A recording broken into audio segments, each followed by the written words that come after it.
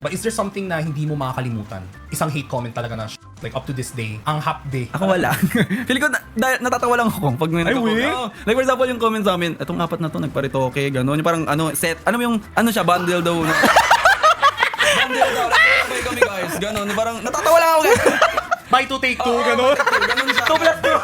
Gano'n daw. Yung mga ganun comment guys. So parang kaya kahit, for example, binash kami gano'n, parang gino-joke na lang namin. For example nga kay Axel, tinatawag nga, so wannabe nga naman eh. Gano'n, parang gino-joke na lang. You guys make But feeling ko, kung anong ibaba siya, i-judge namin sa isa't isa. Alam mo, to be honest, sa mga nakikinig po dito na baka sinasabi nyo, Emi ka naman, JC, nasaktan ka din. Pero ako, kilala ko yung growth nila, di ba? Naalala mo, when we met after a few years, sabi ko, huy, grabe yung improvement nyo. Sabi ko, buti kayo lumulubog or nalulunod sa hate comment. Kasi I've monitored their growth ever since, yung 3 years ago, after our first meet up. I really followed you guys, binabasa ko yung comment, tapos yung pagko-cover nyo ng girl group dance, boy group dance. Pag boy group dance, walang hate comment, pero pag girl group dance, ano ba to, boy group ba to or girl group? Mas hataw pa sa mga babae. Tapos wala silang paki. Wala kami bakit tutuloy lang. Kinabukasan may bago silang girl group dance cover.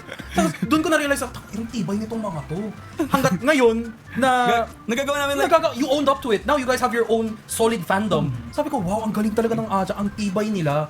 Kung ako yan, affected ako agad na, okay, no more girl group dance. Feeling ko pinagtibay na talaga kami guys ng mga experience and feeling ko dahil strong din kaming apat magkakasama kaya parang hindi na kami parang very nasasad lahat kasi very na lang kaya nga kahit for example inano pa namin binash kami sa ganto ganyan biglang grabe naman kasi kayo mag-bash sa isa't isa.